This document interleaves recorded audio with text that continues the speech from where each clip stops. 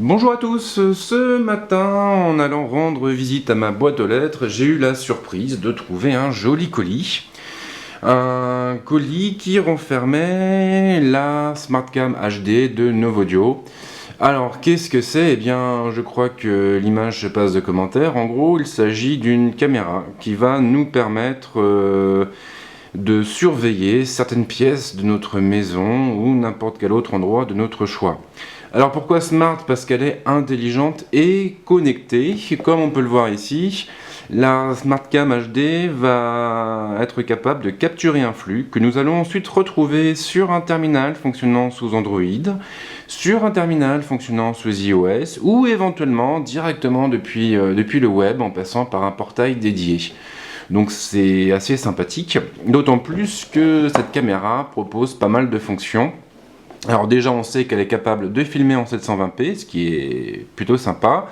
Le format de compression c'est du H264. Dans la caméra on va avoir une puce Wi-Fi, donc forcément ce sera une caméra connectée. On a ici un rappel des compatibilités, donc pour l'instant la SmartCam n'est pas compatible avec Windows Phone ou BlackBerry OS. Et puis quoi dire d'autre? Eh bien on a aussi un haut-parleur intégré et on a du motion detect. Alors qu'est-ce que c'est? Eh bien en gros ça veut dire que la caméra va pouvoir rester en sommeil et s'allumer en fait uniquement lorsqu'elle détectera la présence de quelque chose. Alors ça peut être un cambrioleur bien sûr, ça peut aussi être les gamins qui rentrent de l'école ou éventuellement les chats. Et oui, les chats qui font un peu n'importe quoi. Et on a aussi un détecteur infrarouge, enfin plutôt un filtre infrarouge, donc on va pouvoir filmer dans le noir le plus complet. Donc c'est plutôt pas mal, d'autant plus qu'on aura un port pour carte micro SD qui nous permettra de stocker quand même pas mal d'images. Et un microphone aussi, parce que le son c'est important. Alors la boîte elle est jolie, ce qu'il faut quand même noter c'est que cette caméra je ne vais pas la garder et je vais en fait vous la faire gagner. Toutes les informations qui vont bien seront dans la vidéo. C'est là que vous trouverez un lien pour accéder à l'article qui vous permettra de remporter cette jolie caméra. Alors maintenant on va pouvoir passer au déballage qui est quand même le plus intéressant. Donc j'ouvre la boîte. Et là je tombe nez à nez avec un CD d'installation. Une documentation. Plutôt un guide d'installation rapide, hein, c'est écrit juste là. Et puis ensuite, évidemment, nous avons la caméra et ses différents accessoires. Donc la caméra, pour l'instant, je vais la mettre de côté. Hop. Et on va s'intéresser aux accessoires. Donc là, c'est vraiment le b.a-ba, c'est-à-dire qu'on a une prise pour la brancher, donc pour l'alimenter. On a aussi un truc en plastique, alors je ne sais pas à quoi ça correspond, c'est peut-être pour la base, pour pouvoir visser... Ah oui d'accord, en fait c'est une base qui va se visser au mur et sur laquelle on va pouvoir accrocher la caméra. Donc en gros vous allez pouvoir pendre la caméra au plafond si vous le voulez. On a aussi l'antenne qui va bien, donc ce qui est pas mal pour la connexion. Et puis un câble Ethernet si vous avez envie de la raccorder directement à votre box. Le bonus, ce sont les chevilles et les vis qui vont bien. Donc ça c'est quand même sympa, on a un package complet et on pourra juste, on n'aura plus qu'à sortir la visseuse pour l'accrocher où bon nous semble. Au niveau de la caméra, donc déjà c'est quand même un objet qui est plutôt design et plutôt joli.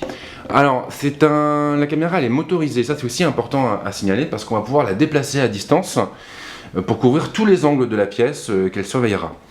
Alors au niveau de l'antenne, elle doit se brancher quelque part par là, voilà, donc tous les ports sont derrière, c'est ici qu'on va trouver la vis pour accrocher l'antenne, mais c'est aussi à cet endroit qu'on va trouver le port pour la carte micro SD, les différents ports pour le micro, le casque, tout le bazar, et puis la prise Ethernet.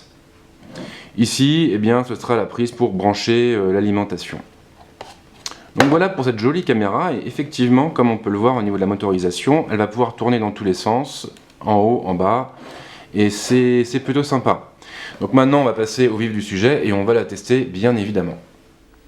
Ok, donc au premier démarrage, vous allez devoir connecter la caméra à la box, en passant par le câble Ethernet qui est livré dans la boîte. Une fois que ce sera fait, vous branchez la caméra et vous attendez quelque chose comme une trentaine de secondes.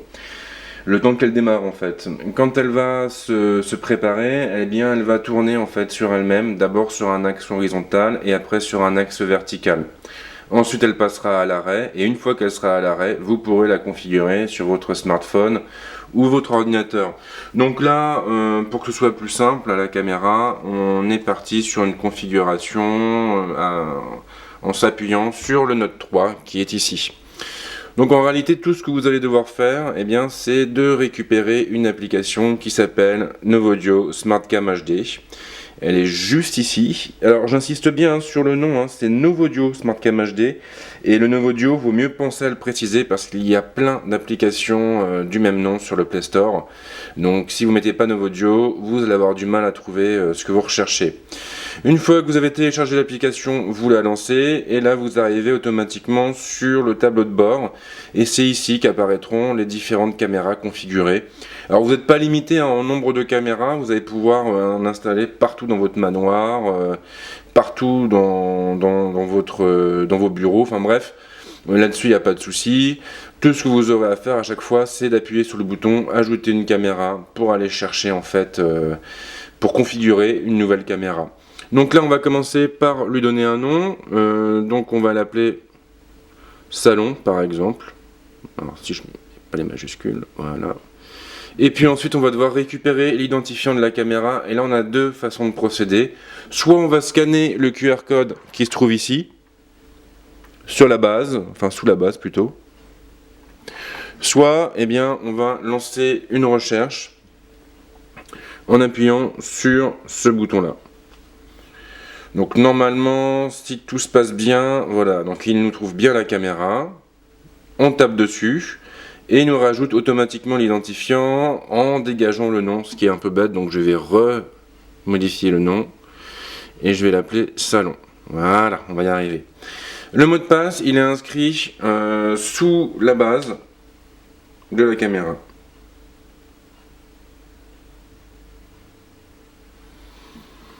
Donc là, on a à peu près toutes les infos. Il ne nous reste plus qu'à appuyer sur le bouton OK qui se trouve ici. Et là, je ne sais pas si vous le voyez à l'écran, mais la caméra, elle est notée comme étant en ligne. Donc ça veut dire que maintenant, on va pouvoir s'amuser avec et surtout la configurer. Et dans un premier temps, on va la connecter tout simplement à notre réseau Wi-Fi en tapant sur paramètres Wi-Fi. Ça c'est important parce que sinon, eh bien, la caméra ne pourra pas fonctionner de façon autonome et vous devrez à chaque fois la laisser connecter à votre box. Donc là, je pars sur le manager Wi-Fi et je vais aller chercher mon réseau à moi qui se trouve juste là. Il me demande de saisir mon mot de passe. J'appuie sur le bouton effectuer. Et là, il me dit que le paramétrage est fait et que la caméra va redémarrer. À partir de ce moment, eh bien, je vais pouvoir la débrancher de la box et la mettre où j'ai envie de la placer. Donc là, je vérifie juste que la connexion se passe bien. Donc évidemment, il faut attendre qu'elle redémarre. Ça peut durer une trentaine de secondes.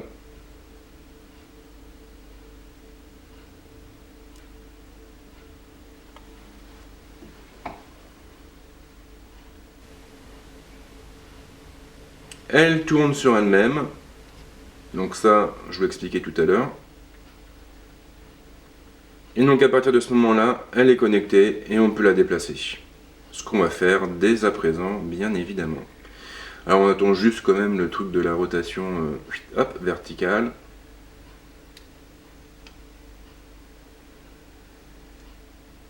Et on passe à la suite.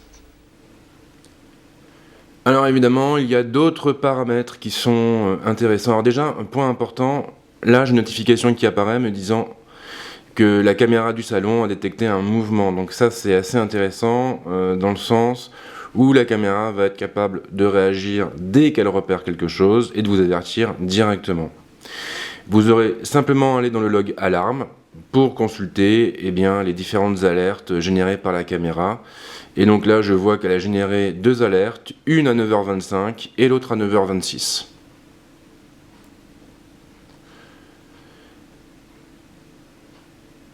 Alors après, au niveau des paramètres, on va pouvoir aller fouiner dans l'alarme et désactiver la détection de mouvement, ou l'activer. Alors ce qui est intéressant, c'est que là, on va aussi pouvoir régler la sensibilité de la détection du mouvement. Si vous avez des animaux à la maison, vaudra mieux faire en sorte que la sensibilité ne soit pas trop élevée, sinon ça va sonner dans tous les sens. En outre, on pourra également décider d'activer une alarme. Si on l'active, ça veut dire que dès que la caméra va repérer quelque chose, elle va se mettre à sonner de manière stridente. Donc là, faites gaffe, si vous avez des animaux domestiques à la maison, vos voisins risquent de ne pas apprécier. Donc là, on va désactiver la détection de mouvement parce que sinon, ça va notifier dans tous les sens. Après, on a également les paramètres pour régler la date et l'heure. Bon, là, en gros, on règle le fuseau horaire. Donc, je sais pas si... Voilà, Paris. On peut activer la synchronisation avec un serveur NTP, si on le désire. Au niveau des paramètres de la carte SD, c'est pas compliqué, hein. En gros, on va retrouver ici la capacité de notre carte et on aura un bouton qui va nous permettre de la formater rapidement. Bon, là, j'ai pas mis de carte SD parce que voilà, mais c'est vrai que ça peut être sympa de la formater comme ça directement depuis l'application. Et puis après, on a les autres réglages. Donc là, en gros, ce sont toutes les infos utiles sur la version du micro-logiciel embarqué. Donc là, il n'y a pas grand-chose à en dire. Juste attendre de récupérer la main.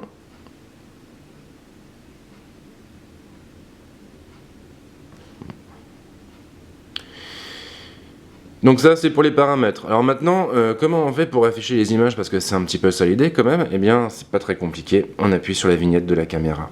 Et là, on va se connecter à elle. Et effectivement, eh bien, je me vois. Alors, il y a un temps de latence, un temps de rafraîchissement, évidemment, hein, puisque là, on part sur le réseau Wi-Fi. Il faut le temps qu'après l'image revienne sur le téléphone. Ça peut être un peu long. Mais comme vous pouvez le constater, en tout cas, la qualité est quand même assez sympa. Et en plus, on a plein de contrôles qui vont nous permettre de bouger la caméra. Voilà, donc là, vous voyez un petit peu le bazar de la maison. Je vais pouvoir aussi l'incliner de haut en bas. Donc là, vous voyez le magnifique plafond de mon appartement. C'est ouf, c'est beau. C'est blanc.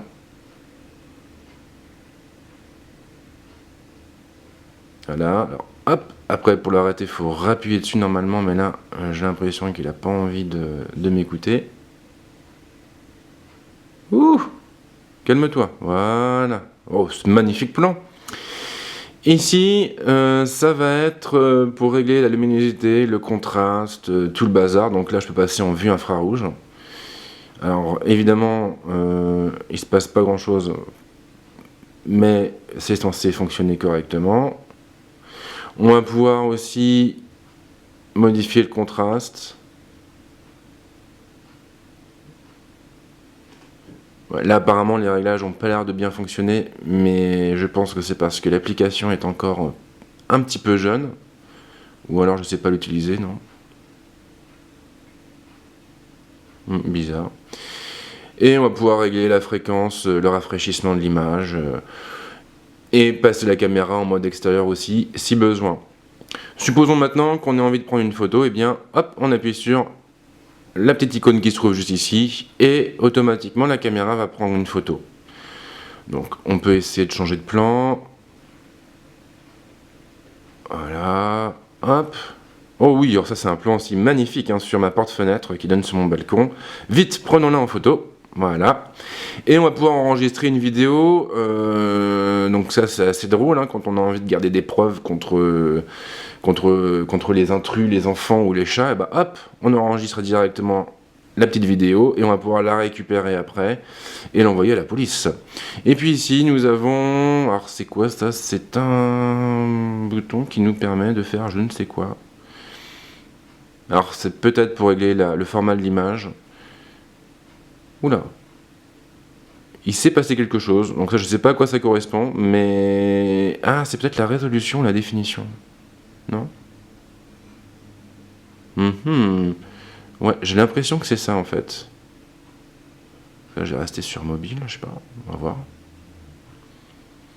Et puis là, le dernier bouton, ça sert à changer le format. Ah, donc là, on passe au format portrait. Et voilà donc pour toutes les options de visualisation. On va revenir en arrière. Et maintenant, eh bien, si on a envie d'aller consulter les médias qui ont été enregistrés, on tape sur la petite flèche et on va chercher l'option visualiser les images vidéo en local. Et là, eh bien, on peut voir les photos.